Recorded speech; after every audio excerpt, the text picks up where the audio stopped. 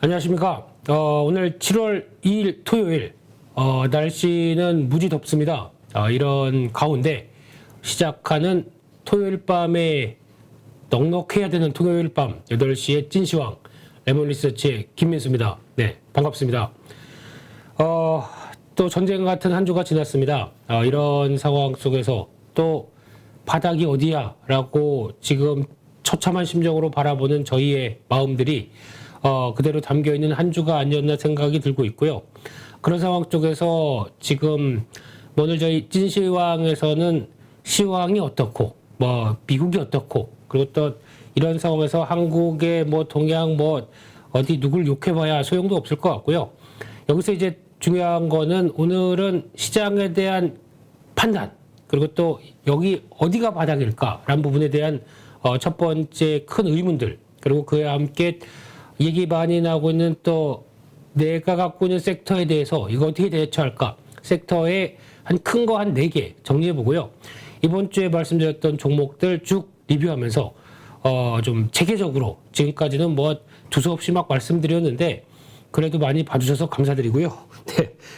그리고 그래도 좀 체계적으로 한번 말씀을 드리겠습니다. 일단 코스피 지수입니다. 미국 시장이 오늘 올랐고 이런 것들 세세한 거 별 중요한 것 같지 않고요.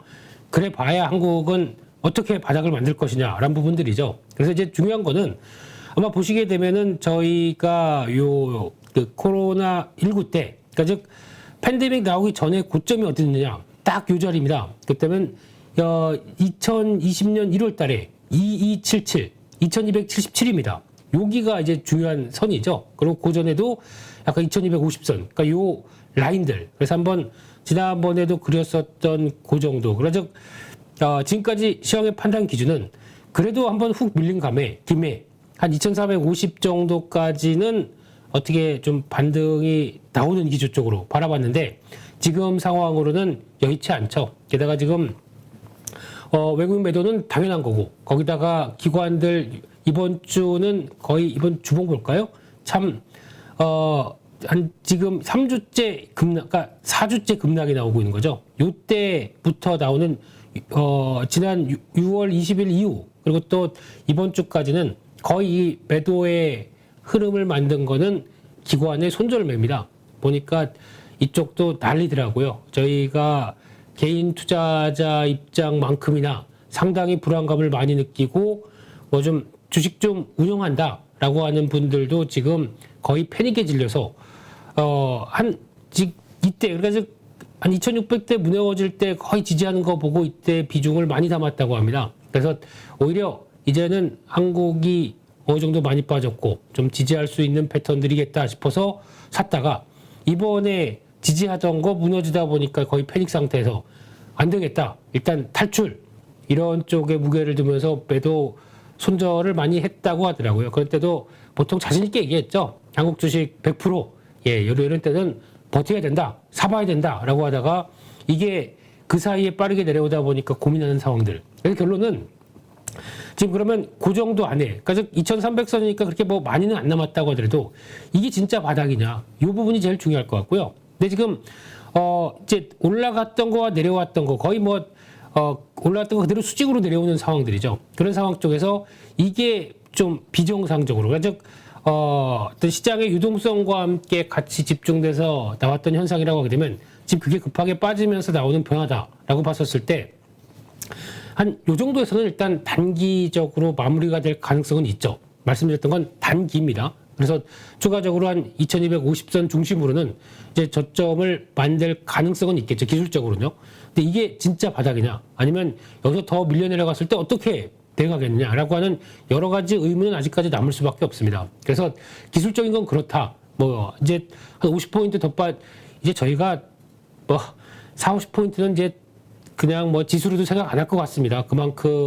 이만큼 지쳐 있는데 여기서 더 밀린다고 뭐가 바뀌어지겠느냐라고 하는 참회와 회한 속에서 보낼지 몰라도 일단 찾는 과정은 그렇게 한번 나올 것 같고요. 그리고 여기서 만약에 터치한다. 그러면 다시 한 2450선 정도쯤까지는 돌릴 수 있는 분위기는 나오지 않겠느냐라고 보고 있는데 더 중요한 거는 지금 이제 정황적으로 한번 판단하는 게 중요할 것 같습니다. 지금 그래서 현금도 갖고 계신 분, 아니면 주식으로 꽉 차서 어떻게 해야 되나 고민하시는 분들, 이 모든 분들에 대한 해답은 일단 바닥이 어디서 어떻게 만들어질 것이냐고 하는 이런 징후들을 확인하고 거기서 액션을 취하는 게 중요하지 않나 생각이 듭니다. 그래서 다음 주 월요일 날 같은 경우는 미국이 휴장이다 보니까 한숨 돌리겠다. 그리고 7월 중반, 7월 13일 날이 CPI 발표되는 쪽이죠. 또 7월 13일이 미국의 옵션 만기 또 이런 게 걸려 있어요. 또 겹쳐 있다 보니까 어떻게 될지 모르는 이런 불안감 속에서 중요한 거는 그럼 이런 거 다 좋다. 어떻게 시장이 바닥이 완성되겠느냐라고 하게 되면 징후에 대한 변화가 필요합니다. 첫 번째는 우크라이나 전쟁 종료는 이거 넘어가겠습니다. 이거 저희가 얘기해봐야 볼 수도 그리고 또 어떻게 될지도 모르고 지금까지 이거 지키다가 6개월 한 3개월은 그냥 보내버린 거 아닙니까? 근데 이걸 가지고 전쟁 좀 끝나자 하고 이렇게 외칠 수는 없는 상황이고요. 두 번째로 제가 제일 중요하게 보는 거는 그리고 또 미국도 나스닥이 고점 대비해서 30% 빠지고 저희는 더 심하고 그리고 그런 상황 쪽에서 과연 그러면은 이게 싸니까 주식 싸면 당연히 사야 되겠죠. 근데 사는데 그 싸다고 생각하고 지금 매수하는 사람들이 저희밖에 없어요. 그러니까 즉 개인밖에 안 삽니다. 나머지는 기관은 손절하고 정신없고 바쁘고 거기다 매수 들어온다고 하더라도 다 프로그램 매수로밖에 안 들어오고 거기다 중요한 거는 한국 주식 그렇게 많이 팔았으니 팬데믹 때 주가가 막 올라갈 때도 우리 동학개미가 이겨 그러면서 외국인들 무시했던 거 살려주세요 라고 하는 마음뿐이죠 지금요. 근데 외국인들이 왜 한국 주식을 안 사겠느냐? 그러면 한국 주식부터 살까요? 어떻게 보면 글로벌 전반적인 위험 자산에 대한 선호도가 바뀌기 시작하면서 이어간다는 변화가 나와야겠죠. 그래야 거기다 보고 환율도 보고 그 다음에 근데 환율이 중요한 게 아닙니다. 이 흐름을 더 중요하게 보겠죠. 그러면 주식 살 때가 됐네 그러면서 먼저 세팅을 미국 시장이나 선진국 쪽으로 맞춰가면서 그다음 한숨 돌림 보자. 어디 많이 빠지는 국가 한국? 왜 이렇게 그런 나라 아니잖아. 그러면 한국을 사면 또 뭘 먼저 살까요? 네, 그냥 삼성전자죠. 시가총액 1, 2, 3, 4, 5. 이 중에서 삼성전자부터 사겠죠. 이런 신호가 나오지 않는 이상 적어도 이렇게 많이 빠졌으면 또 그동안 비중이 한국 비중 27%대까지 확 내려왔습니다. 거의 35%, 한때는 40%대까지 가느냐 막 이런 적도 있었지만 이 사이에서 확 줄어든 비중 부랴부랴 또 채워내기 시작하겠죠. 그러면 적어도 일단 처음 한국 주식을 다시 시작한다라고 봤었을 때는 이제 돌아간다는 얘기겠죠. 그러면 조 단위로 삽니다. 일단 처음 어떤 변화, 어떤 흐름이 나올지 모르겠지만 시장 불구하고 어떤 지수 때 불구하고 처음에는 조 단위대로 사겠죠. 그 다음에 꾸준하게 그러니까 한 번 외국인들 매수 들어왔다고 와 이제 들어온다라고 보시면 안 됩니다. 들어오고 거기다가 지수를 약간 누르면서 현물을 그러니까 주식을 사는 현상 이게 확인이 돼야 됩니다. 그러니까 연속적으로 꾸준하게 들어오는 모습들이 확인이 돼야 이게 본격적인 바닥이고 이제 시장이 다시 고지를 향해 간다라고 볼 수 있겠죠. 그래서 그런 징후가 나오기 전까지는 저희가 만약에 움직인다고 하더라도 그냥 반등 그리고 또 어떤 액션을 살짝 취할 정도밖에 안 된다고 봐야 될 것 같고요. 이게 가장 큰 핵심이고 변수인데 이게 언제 들어오느냐 여러 가지 걸려 있겠죠. 다 복합적으로 나오겠죠. 그걸 위해서 저희가 미국 시장도 보는 거고 연준도 믿네 안 믿네 그러면서 바라보고 있는 거고 경기도 체크하는 거고 이번에 기업들 실적들 돌아오는 것도 다 체크하고 이런 현상이라고밖에 볼 수 없다고 봐야 되겠죠. 그래서 가장 중요한 거는 저희가 애널리스트처럼 멋있게 중요한 지표 보고 어떤 전망도 하고 드디어 여기가 바닥입니다. 이때 아니면 인생의 마지막 기회를 놓칩니다. 이런 얘기 써봐야 아무 필요 없습니다. 이게 확인이 돼야 될 것 같거든요. 그러니까 쉽게 요거 체크하는 게 중요하겠다는 쪽이고 그러면 또 하나 마지막으로는 외국인들이 한국 주식을 사기 위해 또 외국인들이 위험자산이라고 하는 주식에 손대기 위해서는 지금 미국도 오늘 보다 보니까 오늘은 물론 반등했습니다. 오늘자 기준으로 7월 1일 미국 시장은 한 1%대 나스닥 기준 반등했다고 하더라도 나오는 미국 시장의 동향을 보게 되면 미국도 엑소더스입니다. 기관들 계속 주식 팔려고 혈안이 돼 있고요. 그런 가운데 미국과 한국의 차이는 약간 미국은 기저작용이 작용한다. 그러니까 좀 쉽게 말씀드리면 좀 확 밀렸다. 그러니까 어느 정도 밀렸다라고 하게 되면 돌아오는 폭이 있다는 얘기죠. 이게 원래 정상적인 거죠. 한번 좀 심하게 밀렸다. 그럼 돌아오려고 하는 힘들. 또 이게 여의치 않다 그러면 물론 살짝 더 왔어야 되는 게 아닌가는 저희 바람이고요. 그런 어떤 강약, 중강약을 보여준다는 게 가장 이게 살아있는 시장에 대한 하나의 고찰이 아닐까 생각되고 있는데요. 반대로 보게 되면 한국은 이제 그런 게 전혀 없죠. 그냥 요거 오른 거 갖고 감사해야 되나요? 네, 그게 단가요? 그래서 그 정도 보고도 그냥 빠르게 밀려가는 이런 특성을 봤었을 때는 지금 차이는 있다라는 쪽에서 그러면 가장 중요한 거는 연준이 어차피 시작한 건 연준이었습니다. 연준이 금리 변화한다라고 하면서 고점에서 처음에 저희는 무시했었죠. 네, 많은 반성이 필요한 상황들이고요. 네, 그리고 그렇게 나오면서 거기다가 금리를 강하게 올리면서 경기를 이제 좀 경기에 대한 문제를 촉발시키고 그리고 경기 관련된 쪽이 이제 뭐 약간 미국의 GDP 성장률이 1분기 마이너스 1.6, 2분기 마이너스 1.0 침체입니다. 침체로 딱 나오고 있는 국면 쪽에서 시장이 좀 바짝 긴장하는 모습들이 확인되다 보니까 이렇게 나오게 되면 그러면 물가가 어쩌고 CPI가 어쩌고 다 좋습니다. 뭐 유가가 어쩌고 다 좋은데 이걸 다 뛰어넘어서 연준이 판단하기에 이 정도면 됐다. 많이 먹었다 아이가 라고 나올 때 그때가 제일 중요하겠죠. 그러면은 그때는 연준이 뭐 이번 7월 달도 75bp 올리고 그 다음에 8월 쉬었다가 9월 달도 뭐 50bp 올리고 그 다음에 10월, 그러니까 11월, 12월 그러니까 이 두 달 동안에 25bp 그러면은 이렇게 총 해서 한 3.5bp, 3.5%까지 금리를 올리고 나서 아니면 그 전에도 어떤 변화가 많겠죠. 지금은 뭐 한 달 하루하루를 예측하기 힘든데 뭐 요즘 하반기 전망 물어보시는 분들 많은데 전망이 뭐가 필요합니까? 다 틀리는데요. 그러니까 그거 가지고 중요한 게 아니라 그래서 저 친구 맞췄다 그러면 저 친구 말이 맞겠지. 이게 중요한 게 아닙니다. 지금은 벌어진 상황에 대해서 어떻게 내가 징후를 가지고 내 계좌를 또 복구하고 끌어낼 수 있을 것인가에 대한 판단이 더 중요한 거겠죠.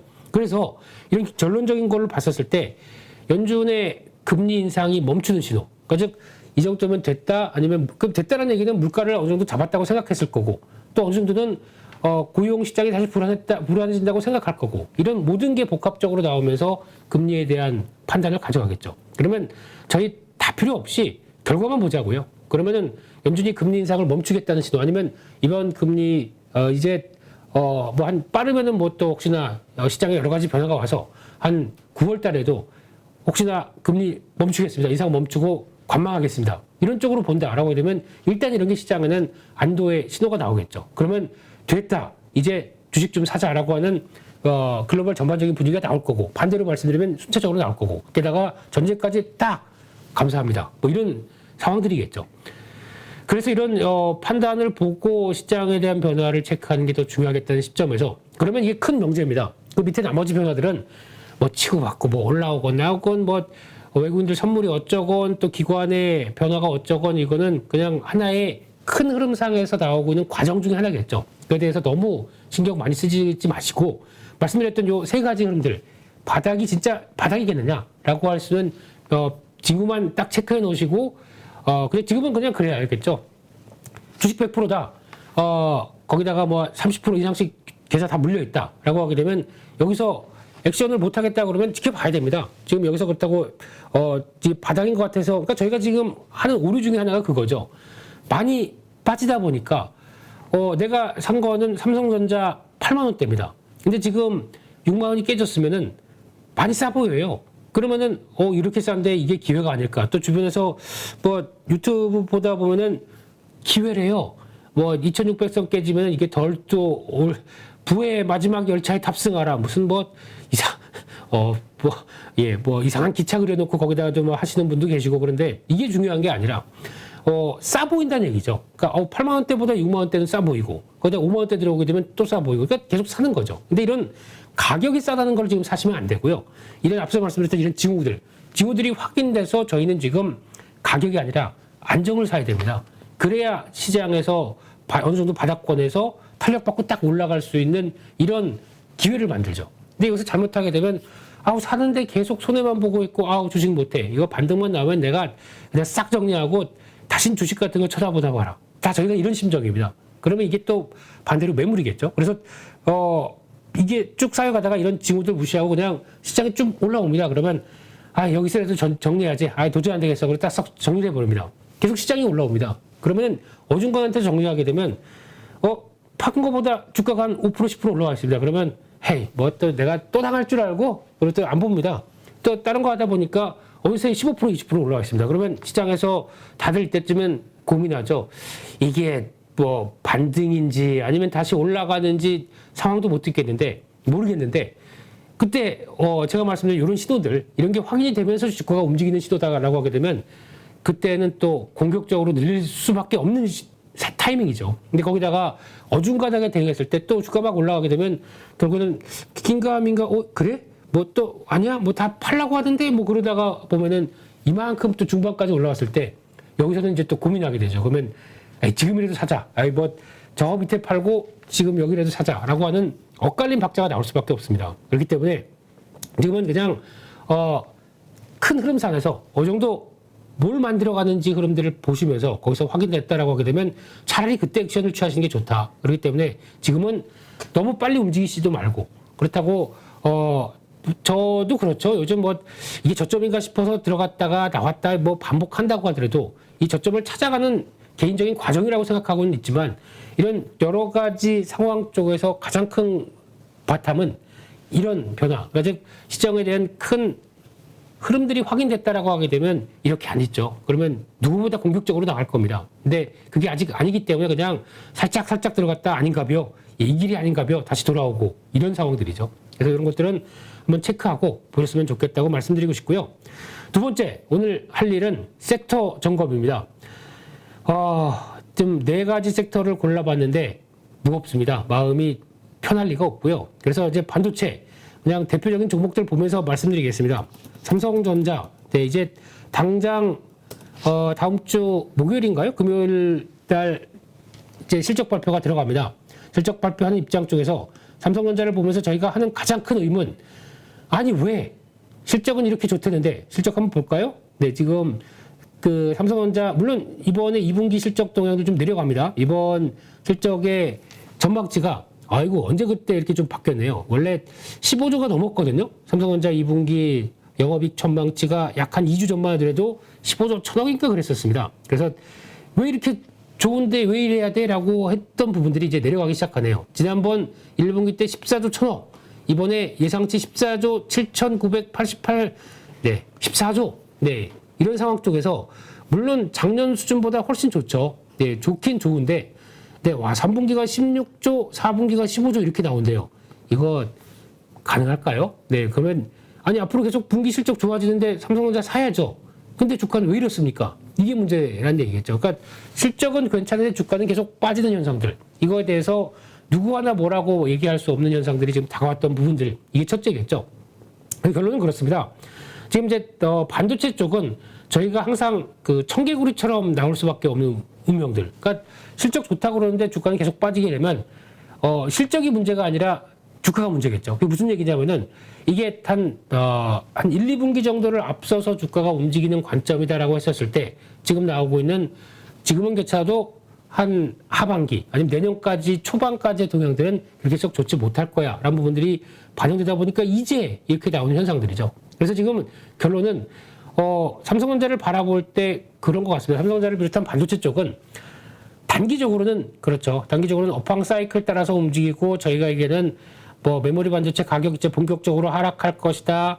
서버용 D램 쪽에서 생각했던 것보다 인텔 DDR5 늦고 그러다 보니까 나오는 것들 또 빅테크 기업들이 이만큼 시장이 위축됐고 금리가 올라가는데 자금 여력들이 있겠느냐. 근데 자금 여력은 빅테크 기업들이나 미국의 바이오 기업들 보게 되면 시가총액만큼 현금 갖고 있는 회사들도 많아요. 네, 근데 그런 회사들이 자금 여력이 있겠느냐라고 하게 되면 대답하겠습니까? 지금 그냥 사업 보고서 보세요. 이렇게 막 읽겠죠. 근데 이거는 저희 추측이죠. 그리고 다들 좀 위축된 시기에 경기가 앞으로 어떻게 된다고 할지 모르는 시기에 대규모 투자를 단행할까요? 이건 심리적인 문제지 않습니까? 그렇기 때문에 이게 안 들어가다 보니까 나오는 이런 수요 지연 현상들이 이제 여기서도 반영이 된다고 봐야 되겠죠. 그래서 이런 것들은 뭐 또 지나가고 나면 또 바뀔 수 있는 문제다 보니까 단기적으로는 사이클 따라서 이게 반영이 된다. 근데 중요한 거는 삼성전자는 가장 중요한 삼성전자, SK하이닉스 이런 반도체 쪽은 실적 괜찮은데 아무 이유 없이 빠질 때가 제일 무서운 거죠. 이제 확인이 됩니다. 경기가 어떠고 저쩌고 그리고 또 기업들 재고가 늘어나고 이런 것들이 확인됩니다. 이럴 때는 삼성전자 같은 경우나 반도체 쪽은 빠져도 그렇게 많이 안 빠지고요. 그러니까 저희가 얘기했던 수직 낙하가 아니고 밀렸다고 하더라도 어느 정도 되면 돌아오면서 아마 그러니까 출렁임이 만들어가는 과정이라고 생각이 듭니다. 그러니까 그리고 거기다가 또 중요한 거는 목표가 다 하향시킵니다. 거기다가 이게 어떤 삼성전자에 대한 앞으로의 부담감들이 안 좋은 얘기가 막 나오기 시작하는 부분들, 여기는 그냥 아무 이유 없이 내렸을 때가 무서웠지 지금은 주가가 이만큼 빠진 상황 쪽에서 이런 얘기 나오면은 오히려 그렇게 그런가 보다라고 생각이 드는 상황이죠. 그래서 밀렸구나. 그러면 여기서 더는 강하게 변화가 안 나올 가능성이 높다라고 봐야 될 것 같고요. 그렇게 되면 삼성전자도 마찬가지로 지금 보게 되면 월봉상에 저희가 지난 이제 코로나 팬데믹 전에 나왔던 흐름을 보게 되면은 그때가 이제 2020년 요때죠. 예, 그러니까 3월달 맞고 요때가 가격대가 62,000원대였는데 그때 이후로 밑에까지 한번 들어갔다. 그러면 여기부터 지금 요때는 이제 사이클적인 흐름들까지 들어왔지 않습니까? 그렇게 되면은 그 흐름들과 같이 연결을 시킨다라고 하게 되면 사이클 전에 나왔던 가격대, 그러니까 제가 보기엔 중요한 가격대는 57,000원대입니다. 여기가 기준점이고요. 그 전에 나왔던 가격대, 즉 약간 52,000~53,000원대 정도가 또 중요한 가격이 뭐가 중요하겠습니까? 이거는 뭐 또 심리에 따라서 또 왔다 갔다 하는데, 근데 중요한 가격대는 일단은 어느 정도 지난번에 나왔던 후폭풍이 마무리되는 시기지만 이 밑에서는 추가적으로 움직이는 거는 아마 언제든지 돌아올 수는 있다고는 봐야 될 것 같고요. 근데 여기서 중요한 거는 저희가 삼성전자 이번에 팔아서 한 이틀 뒤에 이번에 샀다가 이틀 뒤에 팔 거야 이런 종목 아닙니다. 결국에는 삼성전자 같은 경우는 긴 흐름으로 본다라고 했었을 때 메모리 반도체가 과연 저희가 생각하는 듯이 그냥 전 세계 글로벌 1, 2위 하는 이 삼성전자 SK하이닉스가 그냥 PC용 모바일 들어가는 걸로 만족하고 끝날까요? 아닙니다. 앞으로는 저희가 보통 얘기하고 있는 AI라든가 전장용 자율주행차로 들어갔었을 때 이 모든 들어갈 수 있는 반도체에 지금 얘기하는 뭐 스마트폰이나 뭐 PC나 이런 거만큼이나 그 이상으로도 더 많이 필요할 겁니다. 그때쯤 되면은 아마 메모리 쪽에 대한 지금은 다 비메모리 시스템 이 CPU가 중요해, 스마트폰에 들어가는 두뇌인 AP가 중요해, 막 이렇게만 얘기를 하고 있는데 그를 또 하나 보완해 줄 수 있는 그러니까 사람이 그렇지 않습니까? 만약에 AI다. 제가 AI입니다. 예, 사실은 저 AI입니다. 예, 집에 있고요. 근데 이 AI가 움직임이 나와서 모든 상황들을 판단해서 그러니까 사람처럼 생각을 하는 거죠. 사람을 생각해 보면 똑같습니다. 그러면 사람의 입장으로 보게 되면 이게 사물을 봅니다. 그러면 여기 물이 있네? 라고 보고 있다가 목마른데 물을 마셔야지 라고 하게 되면 물이 있었던데 기억을 할 거 아닙니까? 여기 있었지? 그리고 그러면 손아 가서 잡어. 손이 네 잡고 뚜껑 열어 네 하고 하는 이런 현상을 봤을 때 판단을 내리고 액션을 취하게 만드는 쪽이 만약에 CPU라고 한다고 하더라도 물이 어디 있었지? 라고 하는 이런 여러 가지 사물들에 대한 기억들, 그리고 그거에 대해서 저장하는 장치들, 이게 다 어디서 합니까? 메모리에서 합니다. 그러면 판단도 물론 중요하겠지만 이 모든 현상들을 다 보고 데이터들을 입력하고 저장해놨다가 그거를 CPU가 활용할 수 있게 만들어주는 이 AI는 메모리가 그냥 저희가 얘기했듯이 저희 PC에는 DDR4 메모리 16기가예요. 이거 엄청 빨라요. 이 정도로 끝날까요? 아닙니다. 이 모든 사물들을 판단하고 들어가기 위한 AI 자율주행, AI 로봇 이런 시대가 들어오기 시작하게 되면 메모리 16기가 아닙니다. 메모리 자체가 엄청난 테라바이트 정도까지 들어갈 수도 있는 상황들이 나오죠. 그러면 지금 메모리 반도체 업체들 되겠습니까? 더 폭발적으로 성장할 수밖에 없겠죠. 그때 가게 되면은 아무리 이제 반대로 되는 현상이 나옵니다. TSMC나 이런 CPU를 만들어서 파운드리 업체들이 만들어서 준다고 하더라도 메모리 반도체 이거 공급 너무 힘들어요. 이거 우리 좀 가격을 그러니까 CPU는 나왔는데 메모리 반도체가 딸리는 경우도 나올 수도 있어요. 그게 앞으로 벌어질 제가 보기엔 4, 5년 안에 또 이런 현상들이 나올 수 있습니다. 막 또 이쪽 산업이 커지기 시작하거든요. 그러면 그때 가서야 삼성전자, SK하이닉스의 고마움이 나오고 거기서 이제 메모리 반도체의 쇼티지가 나오기 시작하게 되면 그때는 이제 거의 이거는 끝난 게임이지 않습니까? 왜냐면 그렇다고 메모리 반도체 지금부터 늘려 이런 식으로 나올 수 없는 게 지금 현실이죠. 다 거의 1, 2위 업체 메모리 반도체의 70%다 정해져 있고 한국 쪽입니다. 근데 그럼 나머지 국가들이 와서 이제 줄 서요. 우리 거 어떻게 좀 빨리 이제 지금과 반대적인 현상들이죠. 이게 나올 수 있는 시기가 옵니다. 그런 때는 주가가 어디가 있을까요? 그러면 우리 메모리 반도체 가격 좀 이번에 다 줄 서 있는데 어디 한 30% 올려서 사는 사람들 나옵니다. 그러면은 주가가 어떻게 될까요? 그때를 생각해서라도 지금은 먼 미래를 보게 되면 너무 먼가요? 네. 하여튼 변화는 찾아올 수 있다라고 봐야 되게 되면 지금은 또 힘들지만 또 상황이 어떻게 바뀔지도 모르는 게 반도체죠. 그러니까 반도체는 안 좋을 때 보는 게 맞고 또 지금 같은 경우에 뭐 이게 바닥이다 저게 바닥이다 말이 많다고 하더라도 조용하게 액션을 취하는 자와 나중에 조용하게 웃는 자는 또 다른 문제겠죠. 결론은 지금 삼성전자는 여기까지 와서 뭐 제가 보기엔 뭐 팔 필요나 아니면 뭐 여기서 뭐 어떤 액션을 취할 단계는 전혀 아닙니다. 단 내가 이게 뭐 단기적인 자금으로 들어왔다. 내년 초에 전세를 빼줘야 되는데 라고 하는 뭐 이런 대출 만기인데 이런 게 아닌 이상은 길게 보십시오. 그리고 또 만약에 매수를 들어간다고 하더라도 추가로 이걸 57,000원대 그냥 전량 매수 이게 아니라 분할로 그러니까 좀 뭐 아직 바닥 확인할 때까지 뭐 12시기라도 꾸준하게 보다가 아까 말씀드렸던 이런 기후들 확인됐다라고 하게 되면 그때 좀 공격적으로 사셔야죠. 그게 낫다고 봐야 될 것 같고요. 섹터 하나 하는데 뭐 이렇게 오래 걸립니까? 네, 빨리빨리 가겠습니다. 2차 전지입니다. 지금 나오는 가장 큰 얘기가 2차 전지에 대해서 전기차와 관련된 뭐 여기에 성장에 대한 그리고 또 벌어지고 있는 지금 앞으로의 자동차의 확대는 누가 모를 것도 없습니다. 다 아는데 그 사이에 뭐 이런 여러 가지 또 노이즈들 나오고 거기다가 공매도 나오고 이런 수급적인 기술적인 얘기 별로 안 드리고 싶어요. 이거 그랬다가 보통 주가 분석할 때 많이 그런 얘기 하죠. 이 주가는 수급이 중요하기 때문에 수급 때문에 빠집니다. 수급 때문에 올라갑니다. 이거 분석하기 싫어서 그냥 하는 얘기예요. 그 갖다 붙이면 코에 오면 코 걸고 귀에 걸면 귀 걸리는데 그런 얘기 뭐하러 하십니까? 근데 그런 쪽으로 분석하면서 얘기한다 그러면 그래 하고 이제 넘어가세요. 근데 이거보다 더 중요한 근간의 얘기를 보면서 할 수 있어야 되는 게 아닐까 싶은데 첫째는 지금 이러다 보니까 중국이 아직까지 2차 전지 쪽에서 저희가 중국 의존도가 80%가 넘는다고 합니다. 근데 이 상황에서 대통령이 나토 가서 뭐 이제 약간 또 이쪽이 동맹이라고 해서 나오는 안보 쪽을 이쪽을 챙긴다고 하다 보니까 중국이 좀 삐져서 보복할 거야. 그럼 보복을 할 수 있는 데가 어디겠느냐라고 했을 때 가장 확실하게 2차 전지 쪽이 아니겠느냐라는 쪽에 대한 부담감도 나오고 있는데 그게 공매도를 하면서 나오는 이제 진행 과정이다 보니까 왜 빠지지? 막 또 기사 찾다 보니까 막 만들어야 되는 이슈라고 봐야 되겠죠. 근데 이거는 제가 보기에는 그겁니다. 아직까지 살아있던 섹터고 대표적으로 볼까요? LG에너지 솔루션.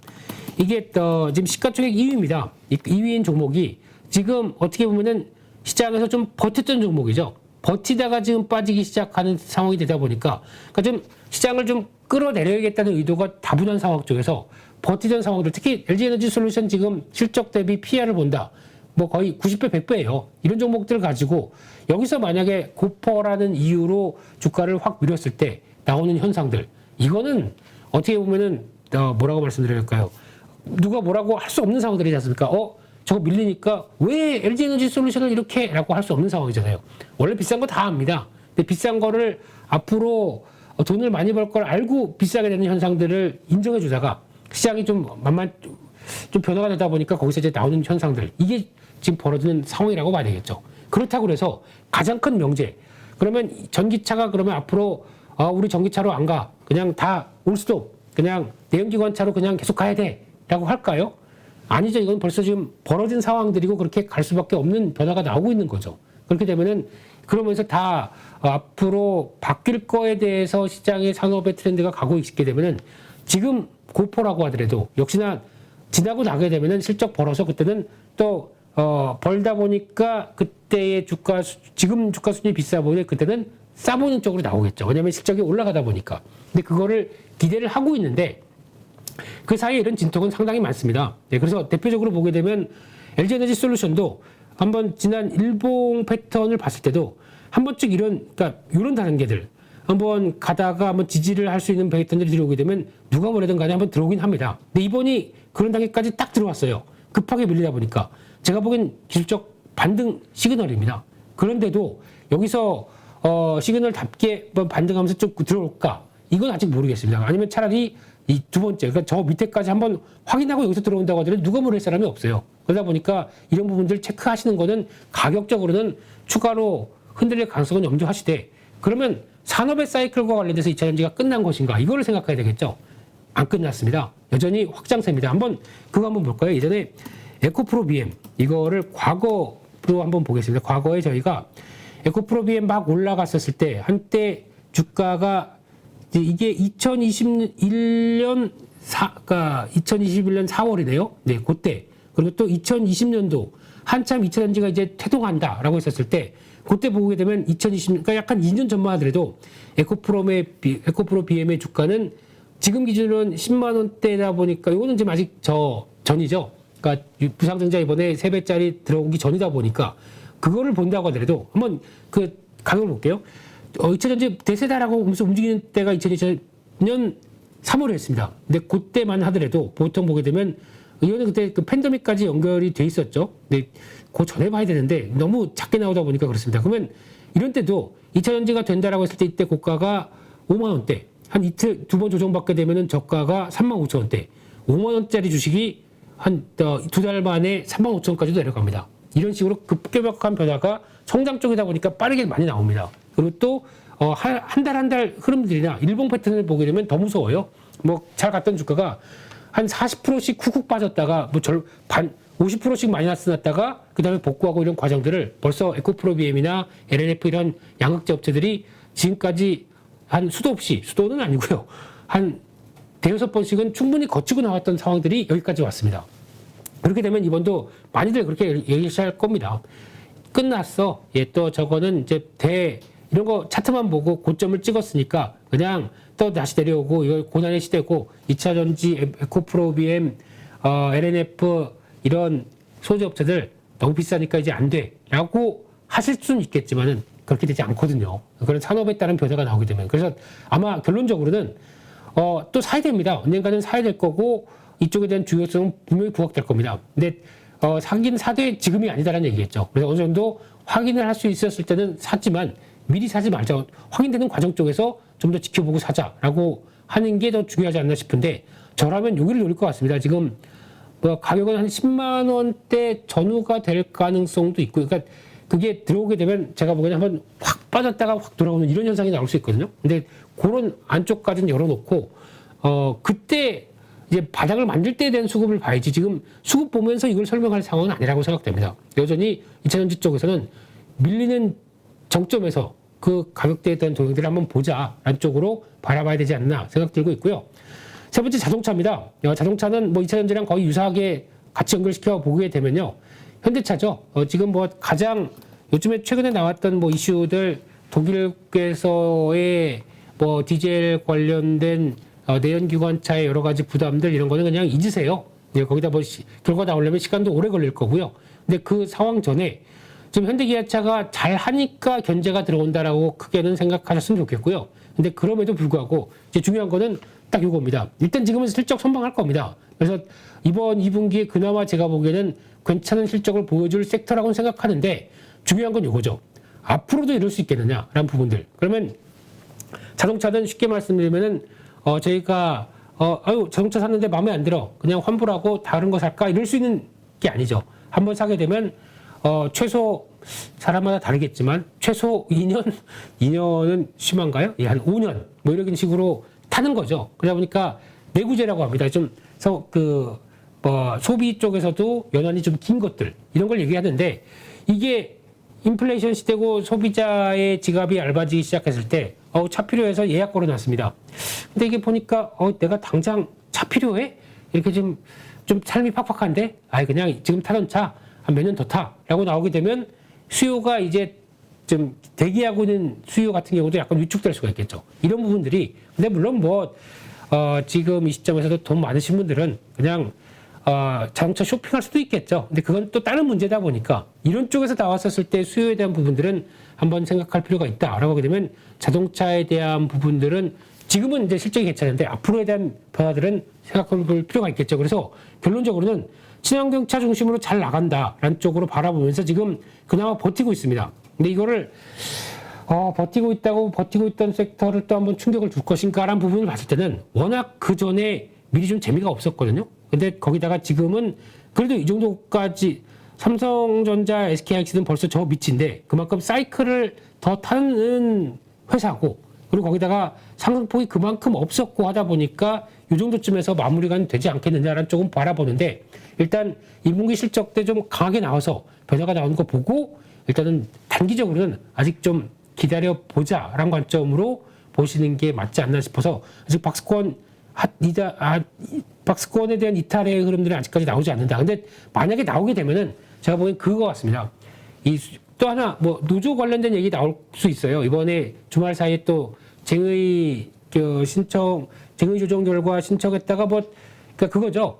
노조 파업 얘기들 나오게 되면 항상 이거는 현대차의 상수의 문제지 변수가 아닌 것 같아요. 제가 보기엔. 그래서 만약에 그게 노조 때문에 파업 얘기 나와서 주가가 흔들린다. 이건 단기적인 겁니다. 항상 현대차는 그래 왔습니다. 그렇기 때문에 혹시나 그것 때문에 밀린다라고 하게 되면 단기 관점적으로 2분기 실적 그래도 좋을 걸 생각을 하면서 저점 매수가 낫지. 그거 가지고 파는 단계는 아니지 않을까 싶긴 한데 또 모르죠. 시장이 이 상황 쪽에서 2200 또 2300 밑으로 쭉 밀리기 위해서 현대차 같은 거 또 매도를 할지. 근데 지금 상황 쪽에서는 실적이 그렇게 큰 변화 없다라고 하게 되면 내려간 거는 금방 올릴 수 있다고 생각됩니다. 그렇기 때문에 그나마 실적과 나은 쪽으로 바라보고 있고요.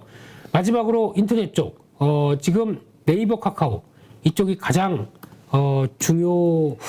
많이 빠지고 또 관심이 많은 섹터겠죠. 네이버 지금 단계 그리고 카카오. 근데 뭘 중요하게 보냐라고 보다 더 많이 올라왔다, 더 많이 움직임이 나오는 카카오를 본다라고 하게 되면 지금 또 마찬가지로 팬데믹 전에 가격대를 한번 볼게요. 참 많이도 올랐네요. 예, 그 2020년도 3월부터 그때 출발했던 주가가 여기까지 왔다가 이게 가격대가 보면은 3만 원대 중반대네요. 시작했다가 17만 원대. 네, 엄청난 주가 상승률을 기록하고 쭉 내려오고 있습니다. 그렇게 되면은 아마 그때 수준까지 들어가느냐라는 쪽은 좀 무리가 있겠죠. 예, 근데 그러면 팬데믹과 좀 차이가 있는 게 팬데믹 때 전에 같은 가격대는 지금 보게 되면 연간 실적 기준으로 봤었을 때 그때 2020년, 2019년도는 2천억대 그러니까 영업이익을 보이는 회사입니다. 그때 뭐 3, 4천억 넘어가기가 좀 힘들었죠. 근데 처음으로 4천억대 넘어가면서 약간 실적 자체는 레벨업이 됐어요. 이거는 누가 뭐래도 뭐라고 할 수 없는 부분들입니다. 그러면 그때 카카오가 3만 원대 갔기 때문에 다시 그 3만 원대로 돌아가야 된다. 이거는 말이 안 되죠. 왜냐면 볼륨이 커졌는데 그만큼 들어가는 건 좀 어불성설인 것 같고요.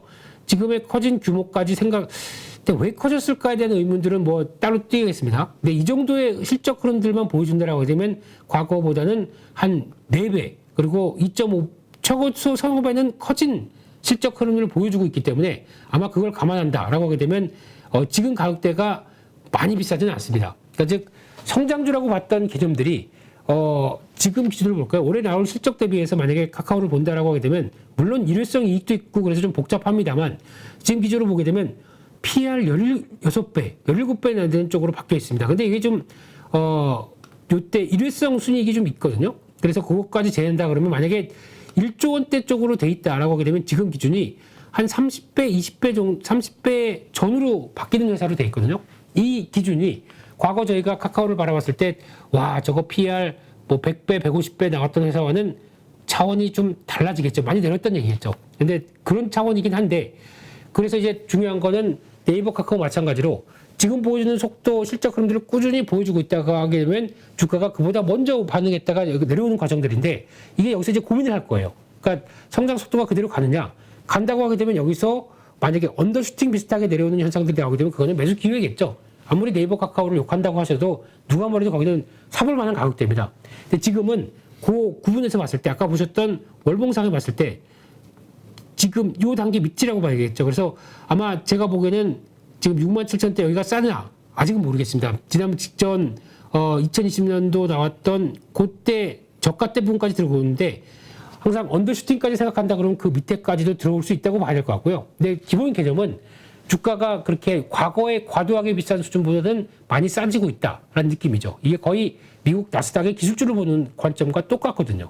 그렇게 바라보시면서 일단 갖고 계신 거 또 나중에 들어가게 되면 돌아가긴 돌아갈 거예요. 뭐 또 보게 되면 8만 원대나 이런 또 의미 있는 가격대까지 돌아갈 거긴 합니다. 기술적인 상황 쪽으로는. 근데 지금 여기서 언제 어떻게 이거는 확인이 돼야 되겠죠. 그러다 보니까 추가로 밀릴 가능성을 염두하 두자. 근데 그때 만약에 밑으로 언더슈팅 나오는 가격대는 오히려 그때 손절매 이럴 때 많이 나오겠죠. 그럴 때는 오히려 사볼 기회다라는 생각도 하고 있는 상황이기 때문에 지금은 관망. 하지만 만약에 또 반대로 먼저 또 반등한다라고 하게 되면 비중을 줄일 수는 있겠죠.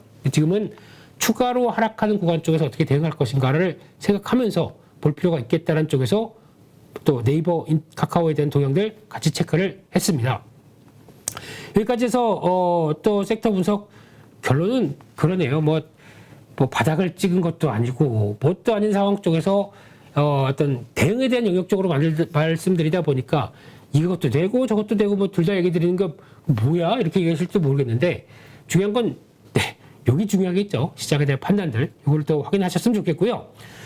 이번 주 말씀드렸던 종목들 쭉 살펴보면서 중요한 것들로 말씀을 드리는데 뭐 그렇습니다. 종목들 해봐야 지금 여기서 말씀드려가지고 무슨 도움이 되겠나 라는 생각이 드는데 그래도 한번 체크할 건 체크하자는 입장 쪽에서 말씀드리고 특히 제가 저희 오전 뭐였죠? 장기전. 네.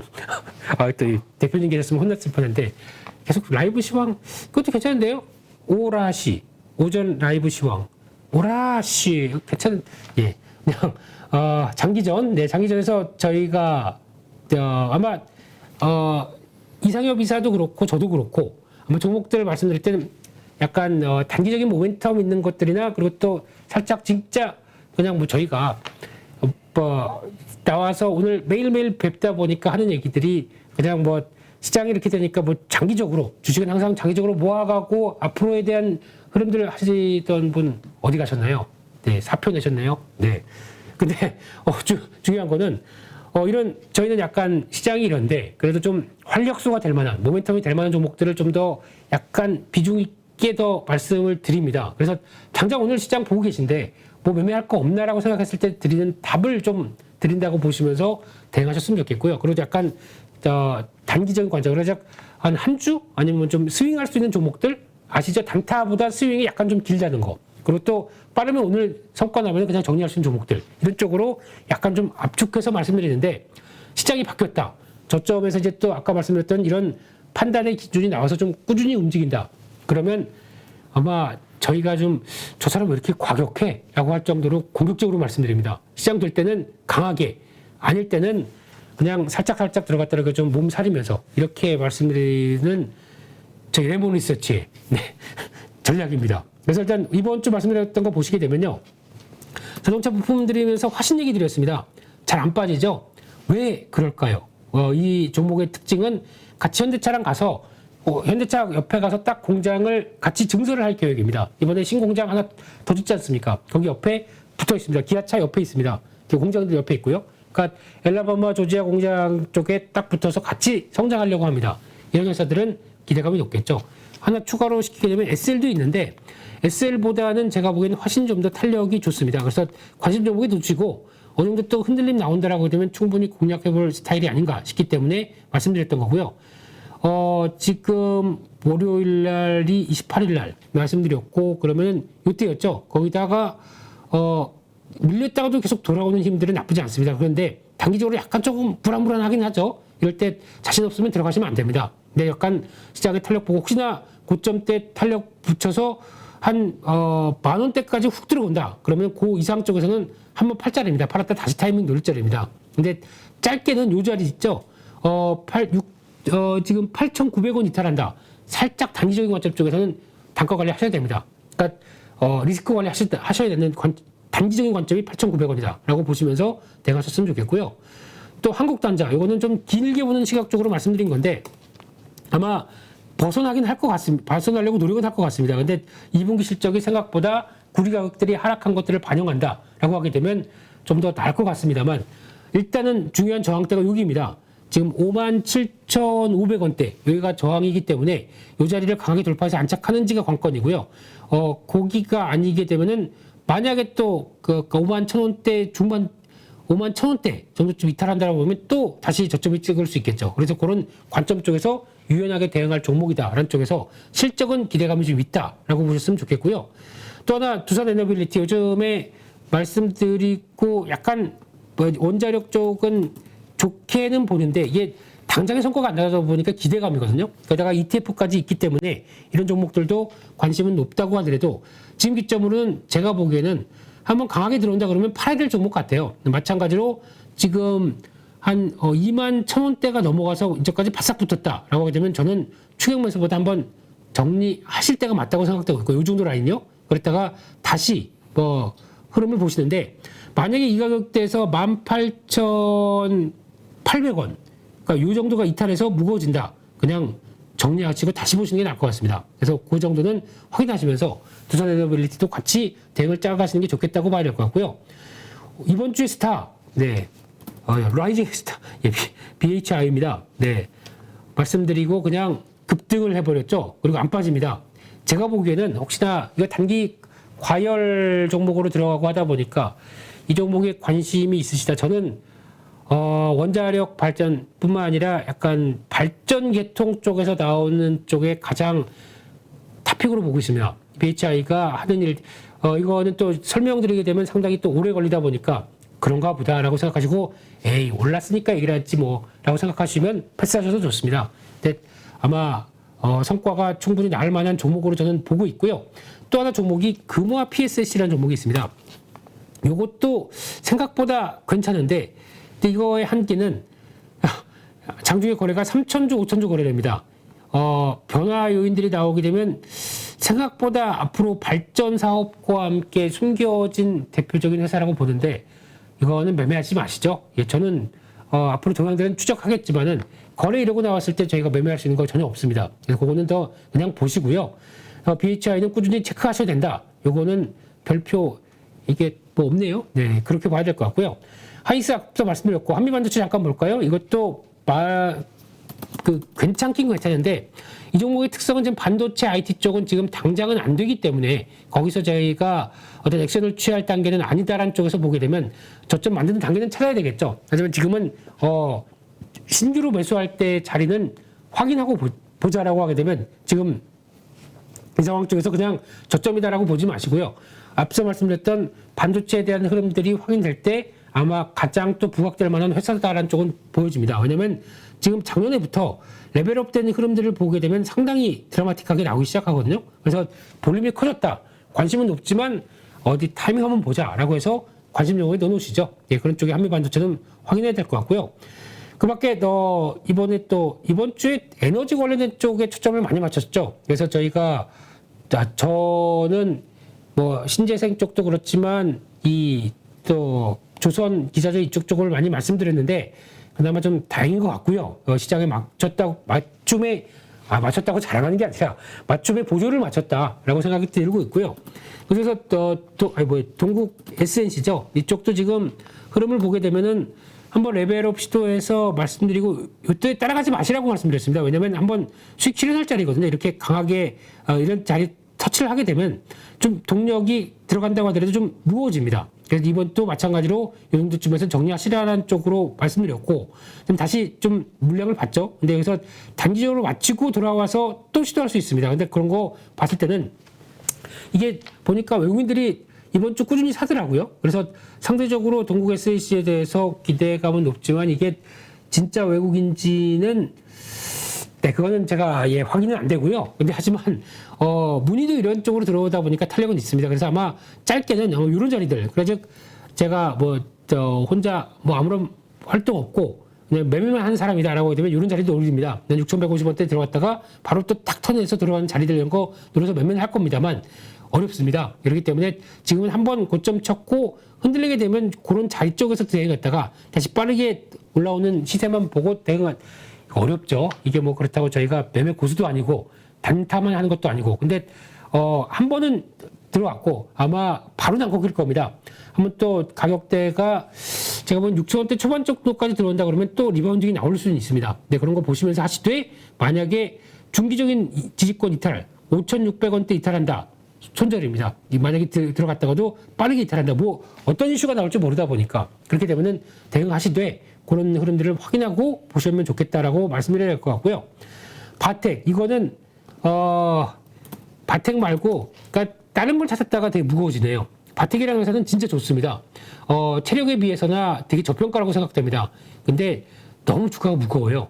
너무 실망스러워요. 그래서 결론은 저점 이탈했습니다. 혹시나 관심 있으신 분들은 반등 살짝 들어올 때 정리하고 차라리 덴티움 가는 게 맞을 것 같아요. 아무리 그렇다고 하더라도 센 거 보는 게 맞다고 생각됩니다. 이거를 말고 다른 대안으로 찾았었는데 오히려 외국인들 수급 좋고 이쪽에 대해서 강한 변화가 나온다라고 하게 되면 이게 중심이다라고 보는 게 맞지. 아직 거기다가 덴티움 살까 바텍 살까 치과 쪽은 괜찮은데 하는데 굳이 없는 수급 갖다가 거기서 대응하는 거는 보세요. 이거 손절 나오는 거. 기관 4만 천주 나오죠. 이거 어디서 산지 아십니까? 제가 알기로는 여기서 제가 볼까요? 한번 제 요때쯤 그 5월 달에 가격 돌릴 때쯤 요때 많이 산 걸로 알고 있어요. 그때 2,600원에서 지킨다. 이거 그래도 3월 종목 뭘까 하고 여기서 많이 매수했습니다. 이거 36,000원대 샀던 거 29,000원에 팝니다. 아주 매매 잘하네. 이 기관이 매매 잘하는 것 같죠?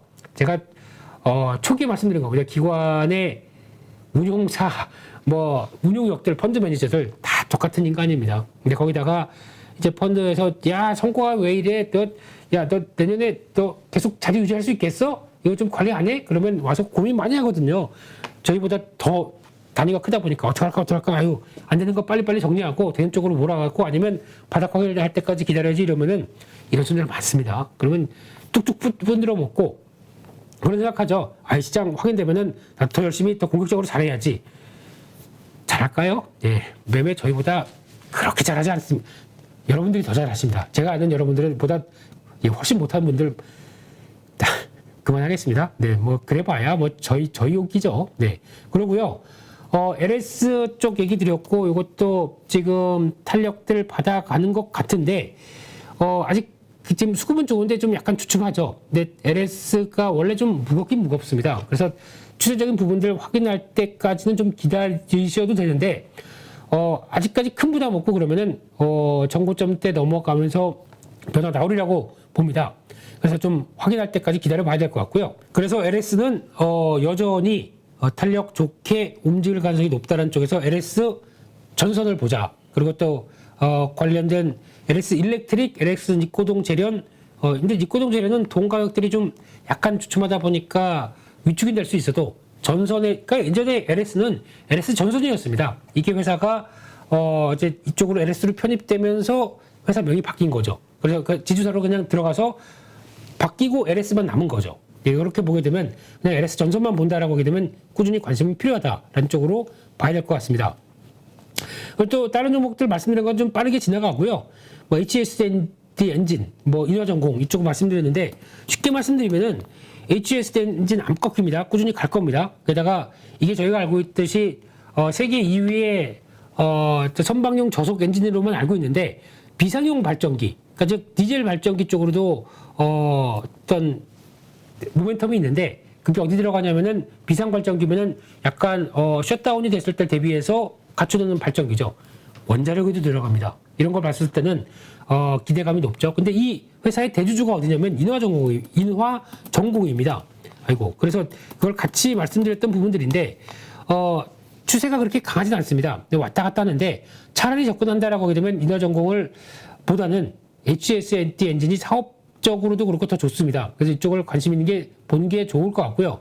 인화전공은 혹시나 싶어서 따라갈까 싶었는데 만약에 이게 주가가 무거워져서 여기 14,000원이래요. 이 가격을 이탈한다. 그냥 손절입니다. 손절하고 차라리 그쪽으로 HSD 엔진의 자리를 보면서 계속 대응하는 게 맞겠다는 쪽인데 단기적으로 좀 부담은 있어요. 그러다 보니까 아직 시장에 자신도 없고 그렇게 되면은 위쪽으로 혹시나 여기 단계죠. 직전 고점대와 들어가는 10,000원대 중반대까지 들어온다. 15,000원대까지 들어온다 그러면 일단 팔고 다시 타이밍 노리는 게 좋을 것 같습니다. 그래서 그렇게 움직이시되 추세적인 흐름들은 꾸준하게 갈 가능성이 높은 대표적인 회사이기 때문에 실적 지금 적자 났는데 이런 거 왜 이러세요?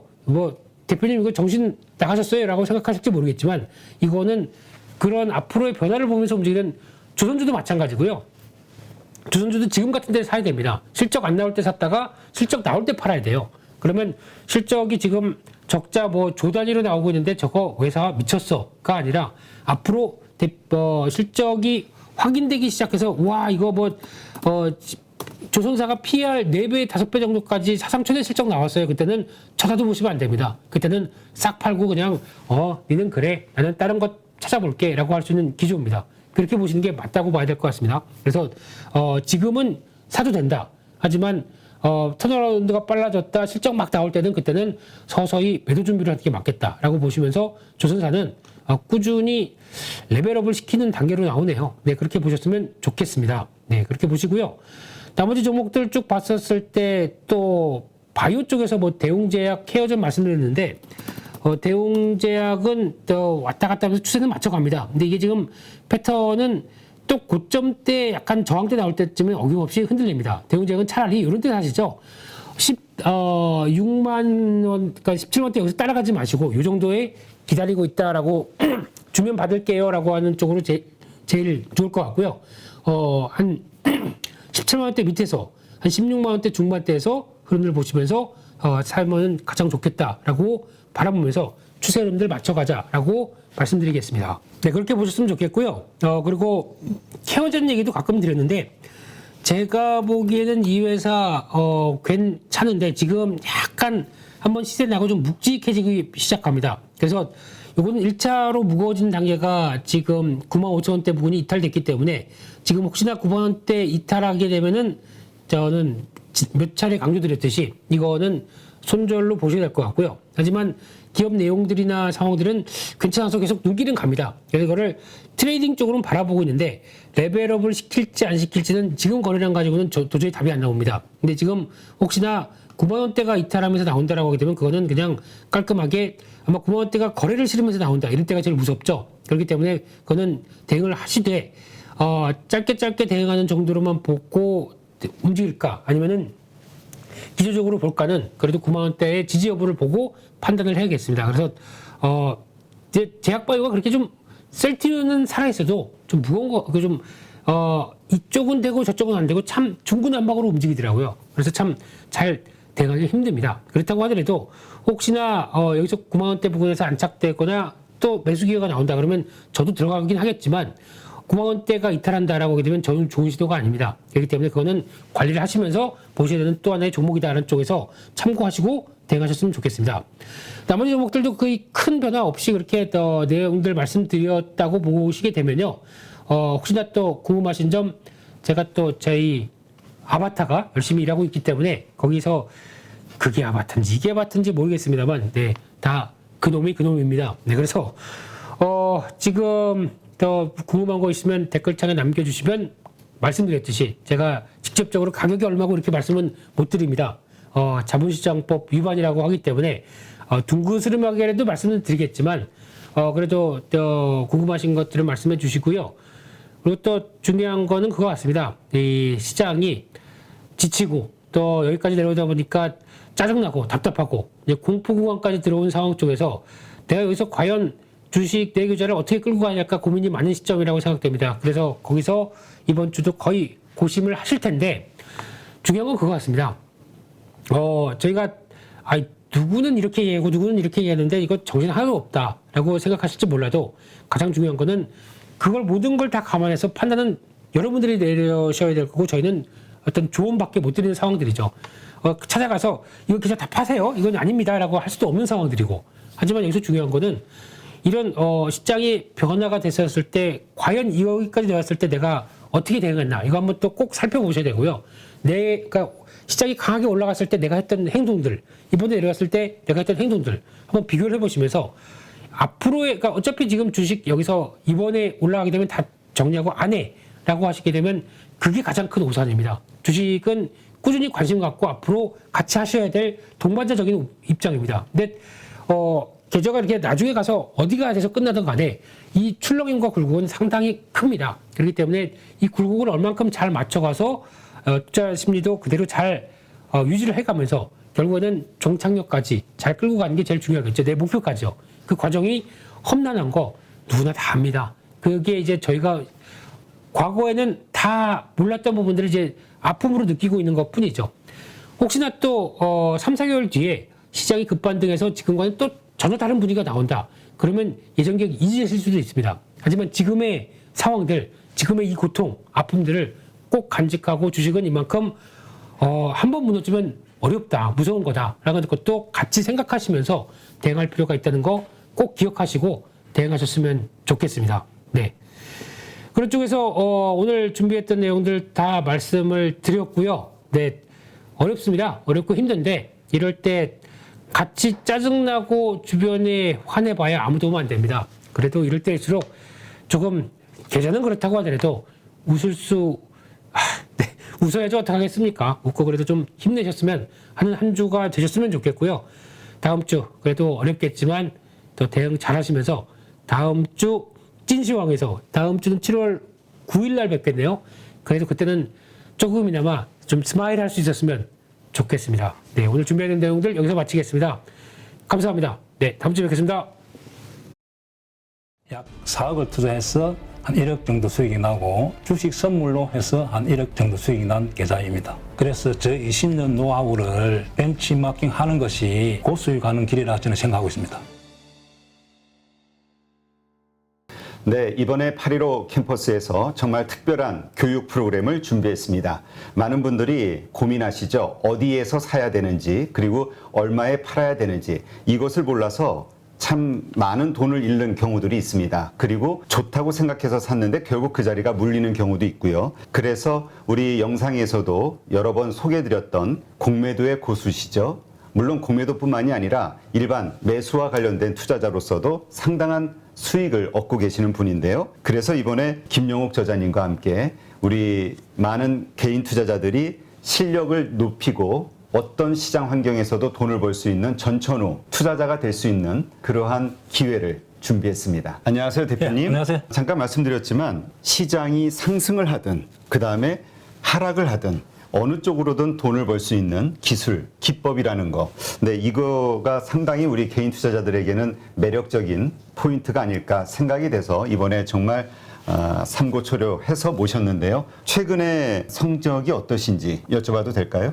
저는 전업 투자자이기 때문에 그냥 월 단위로 손실 난 달이 거의 없다시피 합니다. 그래서 꾸준하게 수익을 내고 있습니다. 최근에 제가 공매도에 대해서 주간 동화하고 대담을 했는데 거기에 그 계좌 인증을 하려 해서 제가 계좌 인증을 한 계좌가 2개가 있습니다. 그것을 자료로 첨부하겠습니다. 자, 이게 계좌 보면 하나는 CFD 계좌 약 4억을 투자해서 한 1억 정도 수익이 나고 주식 선물로 해서 한 1억 정도 수익이 난 계좌입니다. 아, 네. 그럼 2월 달에만 2억 정도의 수익을 올리셨다. 예, 대표적으로 이제 공매도 자리를 잘 잡으면은 그렇게 수익이 난다는 것을 제가 보여준 거죠. 그래서 정말 시장이 떨어지거나 혹은 상승하거나 양쪽에서 이제 돈을 벌 수 있는 그런 기법을 가지고 계시기 때문에 상당히 특별하다. 저도 그렇게 생각이 되는데요. 공매도와 일반적인 우리 주식 투자 이 양쪽을 다 같이 하는 투자를 하고 계시는 건가요? 지금 현재도? 예, 저는 지금 매수와 매도, 공매도를 다 반반 정도 합니다. 손흥민 축구 선수가 축구를 잘하는 이유가 왼발, 오른발 사용하기 때문에 축구를 잘합니다. 제가 좀 주식의 차트를 잘 보는 이유도 공매도를 오래 했기 때문에 매도 자리가 정확하게 보입니다. 왜냐하면 저는 매도 포지션을 하기 때문에. 반대로 또 매수 자리도 잘 보입니다. 결국 공매도와 매수는 제가 다음에 기회가 되면 설명하겠지만은 밀접한 연관이 있습니다. 그래서 일반 투자자들도 쉽게 배우면은 성률이 한 90% 정도 나올 수 있도록 교육을 할 수 있습니다. 공매도를 활용해서 오히려 사야 되는 자리들을 알 수 있는 거잖아요. 네, 맞습니다. 이러한 것과 관련된 기법들은 어떤 것들이 있나요? 간단하게 4가지 기법을 저도 실제 매매를 해서 이제 검증한 기법인데 강남 나이트 기법이라고 우리 땅은 강남이 최고 좋잖아요. 그렇죠. 차트상에서도 그런 강남 자리가 성률이 한 80%, 90% 노는 자리가 있고 신고가 자리. 네. 또 하나는 급락에서 턴, 그 다음에 윗꼬리 거래 극강 기법이라고 4가지 기법을 통해서 매수로서는 충분히 개인들이 수익을 낼 수 있습니다. 또 공매도 자리는 두 군데, 저점에서 공매도 자리, 고점에서 공매도 자리 두 군데만 배우더라도 충분히 개인들도 적용해서 수익을 낼 수가 있습니다. 네. 네. 그런데 많은 분들이 또 오해하실 수 있는 게 공매도에 대해서는 워낙 이미지가 안 좋기 때문에 그러니까 개인 투자자들이 희생을 그 외국인과 기관의 어떤 불공정한 공매도로 인해서 희생을 받는다라고 생각을 하는 피해의식을 가지고 있는 분들도 있거든요. 그러나 이 공매도에 대해서 명확하게 이해를 하고 있다면 공매도를 쳐서 돈을 버는 것도 가능하지만 공매도 치는 자리를 피할 수 있는 안목이 생길 수도 있는 거겠죠? 제가 이제 공매도를 안 하더라도 공매도 치는 자리를 알기만 하더라도 개인들이 매수를 실수 안 하기 때문에 계좌의 수익에 큰 도움이 됩니다. 네. 모든 주식 거래를 코스피 300, 그다음에 코스닥 200, 소위 우량주 중심으로만 한다라고 말씀하셨거든요. 거기에는 뭐 어떤 특별한 이유가 있을까요? 예, 제가 이제 20년 동안 전업 투자하면서 개별 종목, 이제 테마주와 잡주들을 매매하다 보니까 럭비공처럼 어떻게 튈지를 예측을 할 수가 없습니다. 그래서 운에 맡기는 매매를 많이 했다는 거죠. 네. 그래서 우리가 개인 투자자들이 그런 매매를 많이 해서 어떤 경우는 수익 났다가 손실 났다가 그 결과를 알 수가 없기 때문에 손실이 많이 납니다. 따라서 우량주 위주로 하다 보면은 예측이 가능합니다. 네. 이 차트상에서 상승 차트가 보이고 하락 차트가 보인다는 거죠. 그래서 코스피 300, 코스닥 200, 즉 500 종목 이내에서만 주로 매매를 하기도 하고 교본에 교육할 예정입니다. 수강생들이 등록을 하게 되면 VOD 강의를 들으면서 그 다음에 월 2회 우리 저자님과 실시간 소통을 하면서 배워나가게 되는데 그 기간 몇 개월 정도 배우면은 우리가 그래도 이 교육 과정을 마무리하게 될까요? 저랑 단기 교육을 받고 저 매매하는 거와 여러분들 매매했던 교육생들 같이 피드백을 받아야만 실력이 좋아지고 결과가 좋게 나온다 봅니다.